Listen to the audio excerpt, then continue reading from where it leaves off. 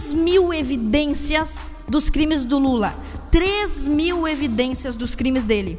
13 casos, 13 processos, 80 milhões de reais de propina de você que está nos assistindo. E o problema não é somente o fato do Lula ser um ex-condenado. Ainda que ele jamais tivesse sido condenado e nenhum crime dele tivesse sido descoberto ou tivesse vindo à tona, em 1990, o Lula, junto com as Farc, outros partidos internacionais, fundou aqui no Brasil, em São Paulo, o Foro de São Paulo, uma organização internacional de domínio esquerdista na América Latina, vinculada ao narcotráfico, e junto com o Lula estavam as pessoas que assinavam esses documentos, que fizeram parte do Foro de São Paulo, ditadores. O Foro de São Paulo, que pelas últimas contagens, é que tem 84 organizações filiadas. Algumas delas são partidos legais, como o próprio PT, outras são entidades criminosas, todas articulando uma estratégia conjunta. Só isso já mostra a ilegalidade do conjunto. Porque se amanhã, por exemplo, vamos supor que eu sei lá, sou candidato a vereador, tá certo? E eu articulo a minha candidatura com o Fernandinho Beiramar, mesmo que eu não esteja recebendo nenhum dinheiro dele, mesmo que eu não tenha nenhuma participação no negócio sujo dele, a simples parceria política com a delinquência já é delinquência. O PT, Partido dos Trabalhadores, é amigo das Forças Armadas Revolucionárias colombianas, produtor e distribuidor de cocaína da Colômbia, metido com a narcoguerrilha. Pesquisa feita durante o governo petista. 3 milhões de brasileiros consumindo cocaína por ano. Outro dado importante, durante os últimos 10 anos de governo petista, dobrou o contingente, o tráfico de cocaína dentro desse país. O Lula presidiu o Foro durante 12 ou 13 anos. E cada reunião tinha as resoluções, ele assinava. A resolução tem um poder um valor de compromisso.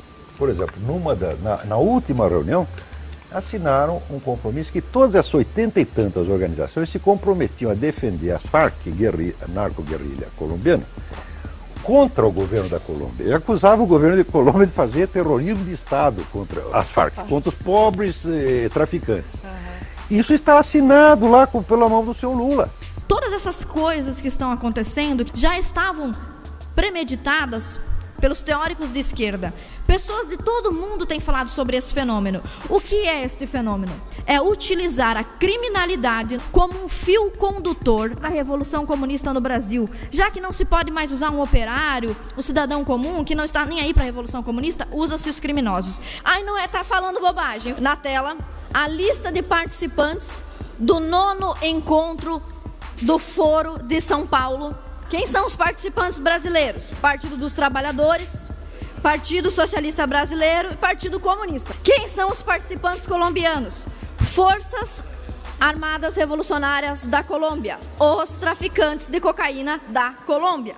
O PT e as Farc têm uma amizade de longa data. Como é que a gente sabe disso? Olha que lindo. Quando o Lula foi encarcerado, os narcotraficantes colombianos, eles se solidarizaram. É muito triste, realmente. Então a Farc emitiu uma nota que aí, em espanhol, diz o seguinte: o partido expressa sua solidariedade ao companheiro brasileiro Lula. Olha só, a Farc é companheira do Lula, que coisa linda. E esse sentimento, ele é recíproco. Não é só a Farc que gosta do Lula, o Lula também gosta das Farc. Por exemplo, nós vemos aqui em 2009, Lula sugeriu às Forças Armadas Revolucionárias traficantes colombianas que fundassem um partido para concorrer às eleições. Lula disse: se um continente como o nosso, um índio e um metalúrgico podem chegar à presidência, por que alguém das Farc disputando a eleição não pode? Por que não pode, será? Será que é porque os caras são traficantes, engenheiros da desordem e do caos? Será que é por isso? Que motivo seria? Você podia prever, por exemplo, uma América Latina assim, todos de esquerda na América do Sul? Você podia prever que isso ia acontecer? Prever não, mas nós já lutávamos por isso e já trabalhávamos por isso, inclusive porque nós criamos o Fórum de São Paulo, que lutava para isso. Todos depois foram eleitos presidente da República. Todos foram. Todos.